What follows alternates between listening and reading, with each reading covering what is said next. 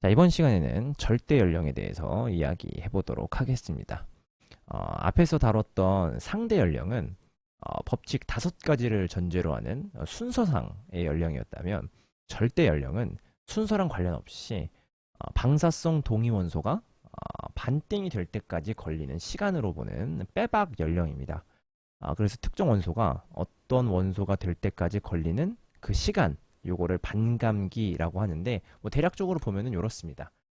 뭐 우라늄 100개가 50개의 납이 되는데 걸리는 시간은 대략 45억 년이다라는 얘기고, 뭐 루비듐은 이렇게, 칼륨은 이렇게, 탄소는 이렇게 걸린다는 얘기입니다. 그래서 얘가 100개가 있으면 그 중에서 50개가 납으로 변하는데 걸리는 시간, 루비듐이 100개 있으면 그 중에서 절반이 스트론튬이 되는데 걸리는 시간, 칼륨이 100개 있으면 그 중에서 절반이 아르곤이 되는데 걸리는 시간, 탄소가 100개 있으면 그 중에서 절반이 질소가 되는데 걸리는 시간, 요게 바로 반감기라는 것입니다. 각 원소들은 이런 곳에 많이 포함되어 있다고 하는데, 뭐 이 단원에서는 뭐 이렇게 중요한 내용은 아니니까 요거를 암기하는 데에는 힘을 쓰지 않아도 될 것 같습니다. 그리고 만약에 혹시 뭐 유기물 같은 게 뭐였는지 궁금하다. 그러면 선생님 채널에 가서 통합과학 파트 중에서 생명체 구성물질 부분을 보면은 기억이 아마 새록새록 날 겁니다. 그리고 뭐 루비듐과 스트론튬 같은 경우에는 지구과학 2에서 다루게 됩니다. 지금은 요런 것도 이제 방사성 동위 원소고 절대 연령을 측정하는데 사용하는구나 정도만 알면 되겠습니다. 그러면 본격적으로 지구과학 1에서 다루는 절대 연령에 대해서 살펴보기 전에 준비 운동 할 겸 238짜리 92번 우라늄이 206짜리 82번 납으로 되는 과정부터 살펴보고 가도록 하겠습니다.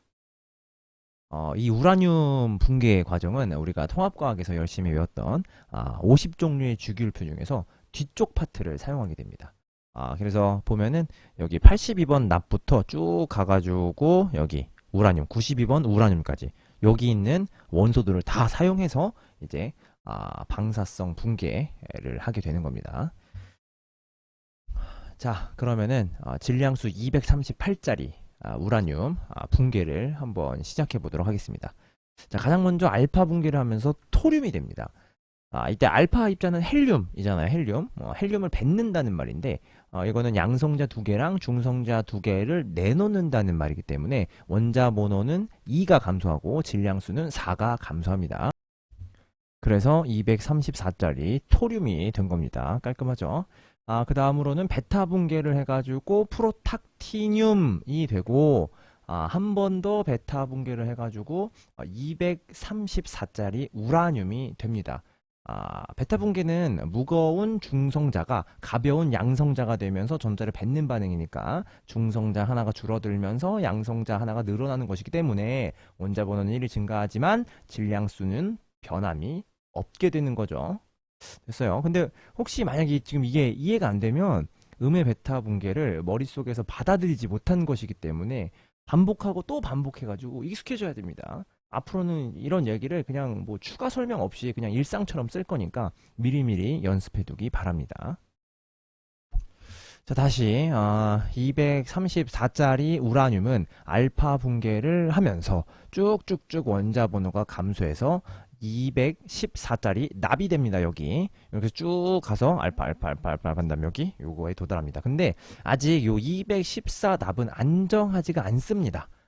이게 왜 그러냐면 20번 이후부터는 양성자 간의 반발력이 좀 커가지고 양성자와 중성자의 비율이 1대1보다는 커야만 핵이 붕괴되는 것을 막을 수 있습니다. 그래서 측정해 보면은 대략 요 정도, 대략 요 정도로 양성자랑 중성자의 비율을 가지고 있더라. 그래서 우리가 보고 싶은 요 납 같은 경우에는 대략 양성자랑 중성자의 비율이 1대 1.5배 정도 되어야 그래야 이렇게 안정해지더라 라는 거 알고 가야 됩니다. 그래서 아직까지 206까지 되려면 아직 멀었죠. 그래서 얘는 아직 불안정한 상태라서 붕괴할 게 좀 더 남아있다 라는 겁니다. 그래서 또 붕괴하는데, 자, 이번에는 베타 붕괴를 해서 비스무트를 거쳐가지고, 다시 214짜리 우라늄이 됩니다. 됐죠? 그리고 알파 붕괴를 해서 210짜리 납이 되고, 근데 아직도 불안해. 아직도 불안하니까 또 붕괴하죠, 또. 그래서 비스무트 거쳐서, 210짜리 우라늄에 도달하면, 이제 마지막으로 알파 붕괴를 한 후에 206짜리 납이 되면서 안정해지는 것입니다. 됐죠? 이렇게 238짜리 우라늄이 206짜리 납이 되는 과정을 살펴봤습니다. 뭐 시간이 오래오래 지나면은 뭐 여기 있는 우라늄이 싹 다 납이 되겠죠? 오래오래 지나면.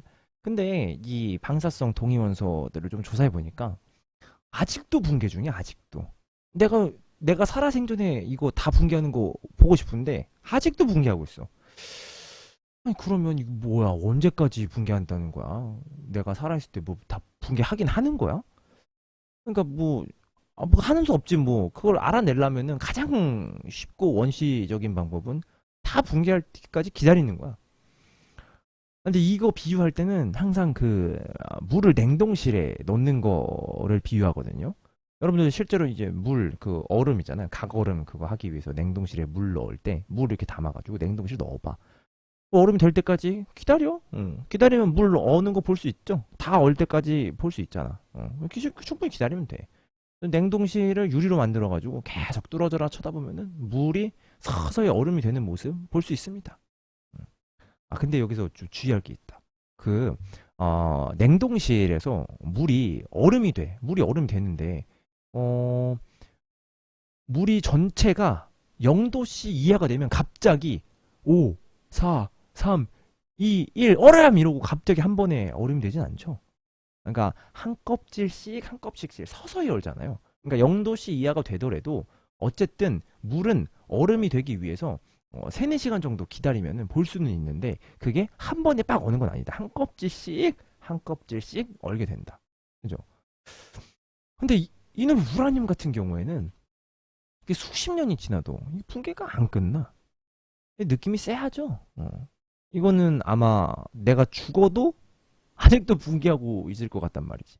네, 후손을 거쳐도 이 붕괴가 안 끝날 것 같은 거야. 이게 느낌 있잖아, 느낌이라는 게. 근데 또 이게 과학자들은 이게 원시적인 방법이 안 되면 궁금하잖아. 아니 도대체 얼마나 긴 시간이 걸리길래 뭐 아직도 붕괴하고 있는 거야. 그래서 이걸 또 기다리지 못하고 계산을 해본 거죠. 아까 그 냉동실에 들어갔던 물을 다시 예로 들어볼게요. 그러니까 물 분자들이 한 번에 쫙 얼음이 되지 않는다 라는 말은 반대로 말하면 최초로 얼음이 되는 분자가 있고 그 분자들이 점점 쌓여서 싹 다 얼음이 된다 이 말했잖아. 그럼 내가 정밀하게 관찰만 할 수 있다면 그 H2O 중에서 최초로 얼음이 만들어지는 그 시간만 측정할 수 있으면 그 시간에다가 입자수를 곱해서 전체 물이 얼음이 됐는데 걸리는 시간을 계산해 볼 수 있겠죠. 그러면 나는 3, 4시간 동안 안 기다려도 그 순간만 포착할 수 있으면 곱하기 입자수 해가지고 얘가 대략적으로 3, 4시간 정도 걸리겠네 라는 결론에 도달할 수 있는 거야. 그러니까 우리는 그 3, 4시간 기다리는 수고를 덜 해도 되는 그런 상황이 연출되는 거예요. 우라늄도 마찬가지야.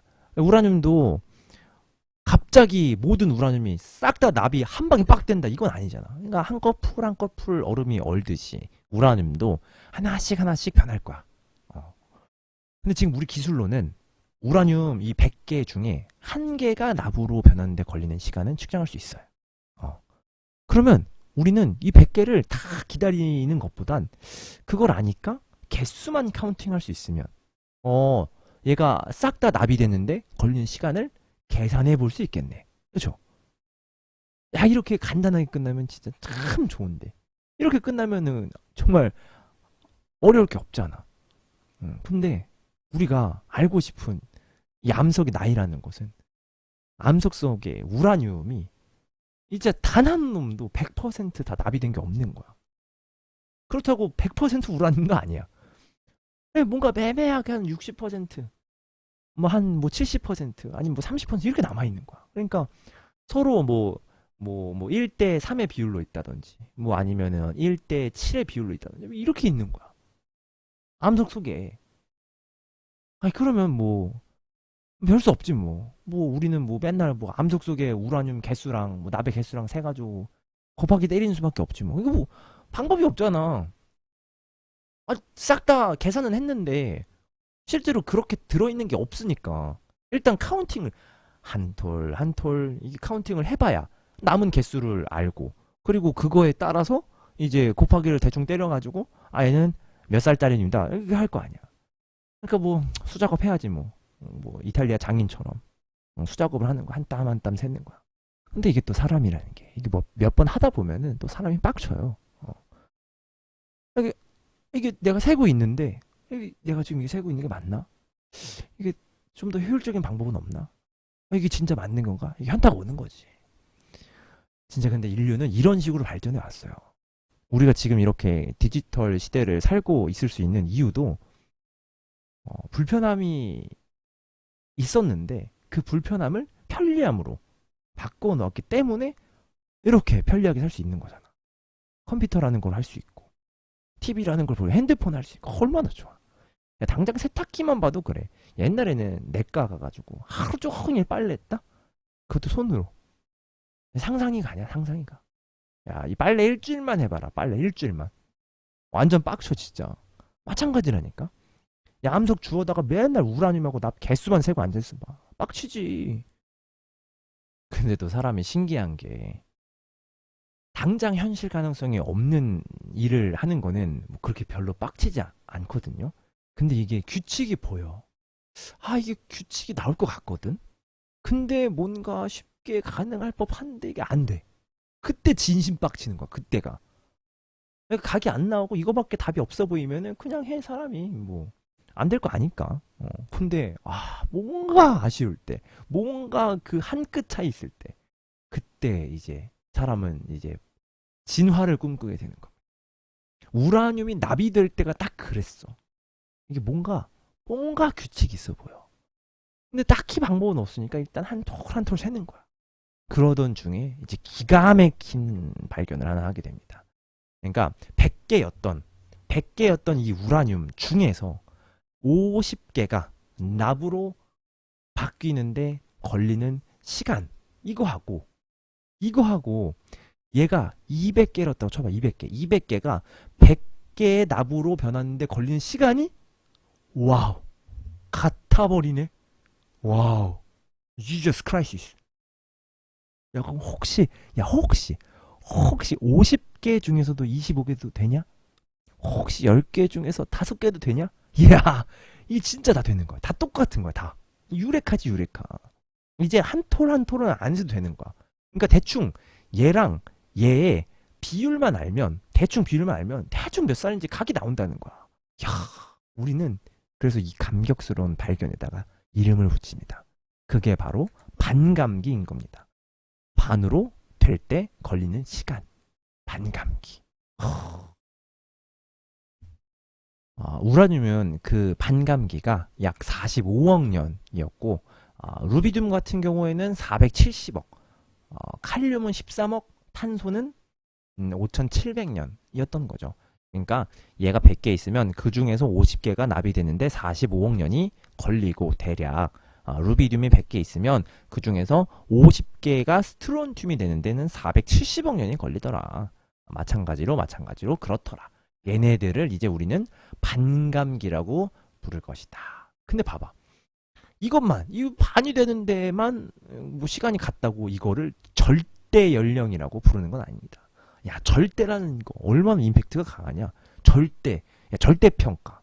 커트만 넘으면은 무조건 다 A 주는 거야. 그럼 그 시험 문제가 어떤지에 따라서 여러분들이 다 A를 받을 수 있고 아무도 A를 못 받을 수 있는 거야. 절대. 그러니까 이 절대라는 말은 그렇게 쉽게 쓸 수 있는 말이 아니거든. 근데 여기에 절대 연령이라고 부를 수 있게 되는 강력한 이유, 그게 좀 따로 있었는데, 그게 바로 온도와 압력에 따라서 이 반감기가 달라지지 않는다는 거. 감격 그 자체. 온도 압력이 아무리 변해도 반감기는 똑같아. 와, 야, 반에 반이 되는 것도 똑같은데 온도 압력도 이상이 없네. 얘네는 빼박 증거인 거야, 빼박. 그냥 계산이 가능한 거야. 너네의 실제 나이가 되는 거지. 약간 그 암석의 실제 나이. 야, 이거야말로 암석 연령의 지배자, 암석 연령의 절대자. 그렇지, 바로 절대 연령의 등장이 되는 것입니다. 다시 정리하면은 얘의 절반이 얘가 되는데 걸리는 시간을 요 반감기라고 하는 건데, 맨날 뭐 얘 이렇게 부를 수는 없잖아. 그러니까 이렇게 변하기 전에 원래의 원소를 모원소라고 이름을 붙였고, 그다음에 변한 후의 원소를 자원소라고 이름을 붙였습니다. 그래서 모원소 100%로 시작을 해서 그거의 50% 절반이 자원소가 될 때까지 걸리는 시간이 반감기. 그리고 또 남은 모원소의 절반이 자원소가 되는데 걸리는 시간이 반감기. 지금 반감기 2회가 된 거네요. 반감기 2번, 그다음 반감기 3번, 4번, 5번, 6번 이런 식으로 계산을 하게 됩니다. 이런 반감기가 각각 어떻게 된다? 그렇지. 요렇게 된다. 각각의 반감기가 요렇게 된다. 라는 거. 자, 이렇게 된다는 것을 가지고 그래프를 그려보니까 이렇게 나오고, 이거를 식으로 표현해 보니 이런 식이 나오더라 라는 것인데, 직접 해보면은 이렇습니다. 대충 한 요 정도를 잡아볼게요. 뭐 얘를 잡아도 되고 얘도 상관없어. 다 상관없어. 그냥 문제 주어진 대로 잡으면 되는데, 그냥 지금 계산해 보려고 얘를 한번 잡아봤습니다. 그리고 나서 원소는 우라늄이라고 한번 해볼게요. 우라늄이라고 하면은 이제 반감기가 45억 년인 거죠. 그거는 문제에서 줄 거예요. 그러니까 그걸 가지고 한번 계산을 해봐요. 계산. 그게 중요한 거예요. 계산. 자, 그럼 일단 처음에 모원소는 무조건 100%니까 100이죠. 근데 지금 이 상황이 모원소가 몇이 된 상황이에요?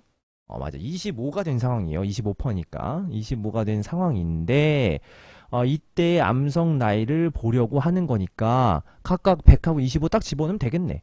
그렇죠. 그럼 우라늄의 반감기 아까 45억 년 했으니까 대문자 T에다가 45억 년을 넣고 계산을 하면 됩니다. 그러면은 대략적으로 이 암석의 나이는 90억 년이구나 라는 것이 나오겠네요. 그러니까 숫자 요거를 판단해서 따다닥 집어넣고 짝짝짝 하면은 얘가 그냥 90억 이렇게 딱 떨어지게 나오게 되는 것입니다. 근데 여기서 90억 년 하면은 좀 약간 이상하게 느껴질 수도 있을 거예요.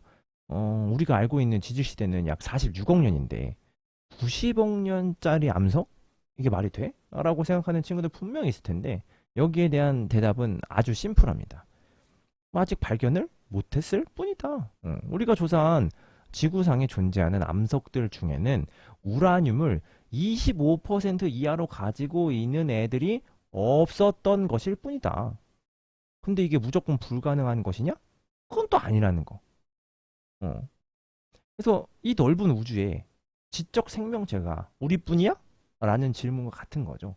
그러니까 뭐 여튼 당장 90억 년짜리 나이를 가진 암석은 찾은 적이 없어요. 실제로 없는데 수학적으로는 계산 가능한 것이다 라는 것 정도만 알고 넘어가면 되는 부분입니다. 자, 이렇게 귀염둥이 우라늄과 함께 절대 연령에 대해서 이것저것 살펴봤습니다. 이제 지구과학 1의 메인 테마인 탄소에 대해서 이야기를 해보도록 하겠습니다.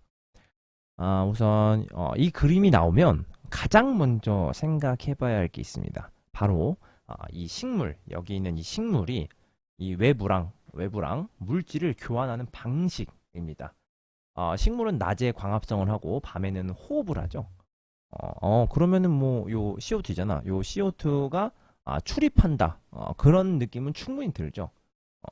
우리는 요 CO2 중에서도 요 핵심적인 요 C, 탄소에 대해서 집중해서 보도록 하겠습니다.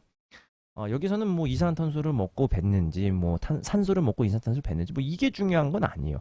그냥 탄소가 출입하고 있다. 라는 게 일단 중요한 사실인 겁니다. 그러니까 정리하면은 여기 살아있는 생물의 탄소가 출입한다. 요게 가장 중요한 시작입니다. 이제 요걸 기반으로 설명을 이어가도록 하겠습니다. 자, 우선 탄소의 원자 번호는 6번입니다. 그리고 질량수는 보통 12가 되겠네요. 근데 뭐 14짜리가 있다고 해서 뭐 안 될 건 없죠. 존재는 하겠죠, 존재는. 어, 근데 이 14짜리는 안정해, 불안정해? 완전 불안정하죠. 그럼 뭐 하겠어? 당연히 붕괴를 하겠지. 자기 상태를 못 잊겠으니까. 붕괴하면은 중성자가 양성자가 되면서 탄소는 질소가 되면서 안정을 찾겠네요. 그래서 이렇게 되겠네요. 그죠? 근데 이렇게 안정화된 이 질소가 그냥 안정화된 상태로 그대로 있으면 되는데 이게 또 태양이 가만두질 않네. 그러니까 이렇게 되고 가만히 있으면 되는데 이 태양빛이 가만히 두질 않아. 태양빛에는 광자뿐만 아니라 중성자도 다수 포함되어 있습니다. 그러면은 이 안정화된 질소가 여기서 그리면 되겠지. 안정화된 질소가 이 중성자한테 막 두드려 맞는 거야. 그럼 이 중성자를 두들겨 맞은 질소는 다시 질량수 14짜리인 탄소로 쪼개지는 거야. 근데 이 과정이죠. 이 과정. 이 과정을 우리가 통합과학 시간에 배웠던 방사성, 동위원소가 안정화를 되찾는 방법 4가지 중에서 중성자 방출을 통해 안정화를 되찾았던 거기, 딱 거기, 그 부분을 생각하면 좀 이해하기가 좀 더 쉬울 겁니다. 이 방법의 역방향으로 한번 생각을 해볼게요. 일단 얘네들이 합쳐져가지고 얘네가 되는 건데 이렇게 합쳐져가지고 이렇게 되는 거였잖아. 근데 우리는 지금 요 반대, 그러니까 중성자를 두들겨 맞는 상황을 보는 거야. 얘가 이렇게 두들겨 맞는 상황. 그러니까 일단 질소가 두들겨 맞을 거야.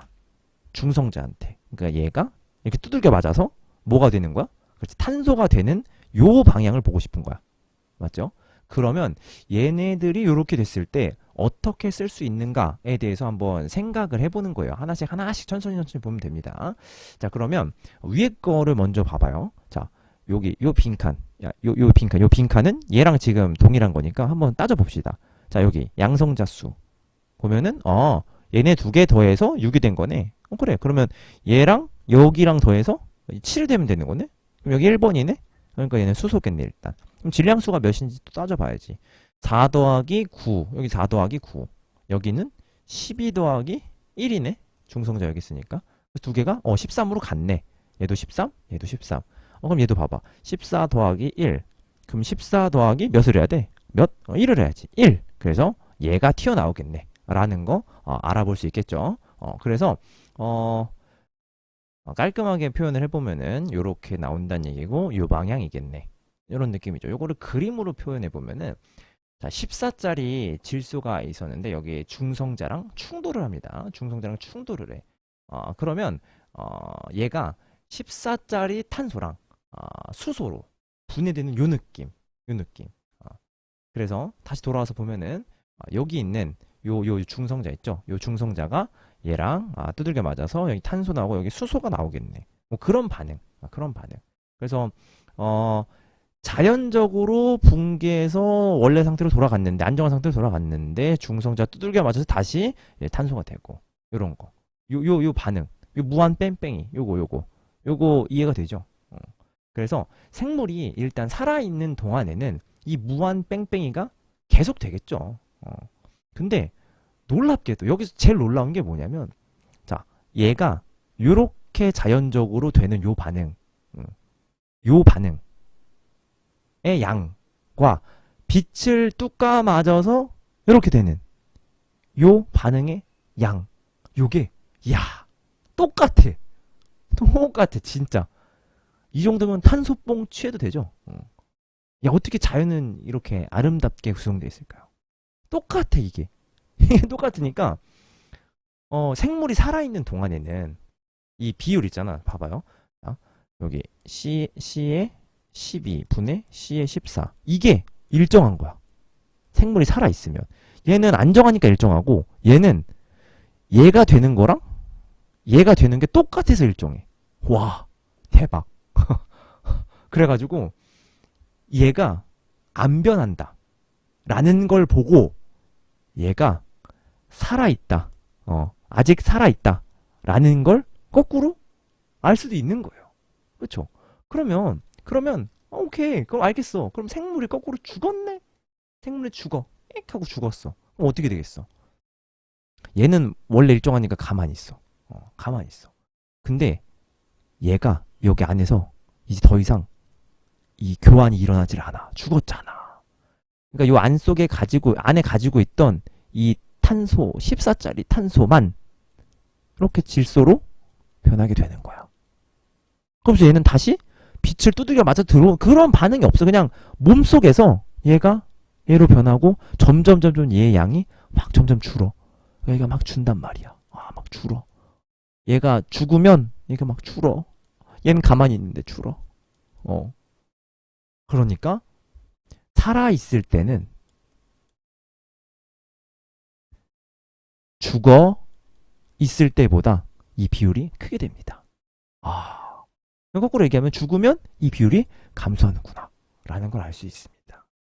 근데 우리는 또 반감기라는 걸 알잖아. 이 똑똑한 인류냐 똑똑한 인류. 단순하게 뭐 생물이 죽으면은 12탄소랑 14탄소의 비율이 감소합니다. 요것뿐만 알 수 있는 게 아니라 요것뿐만이 아니라 얘네 둘의 비율. 자 봐봐요. 얘랑 얘의 비율을 알면 우리 아까 봤던 이 공식 있잖아. 이 공식.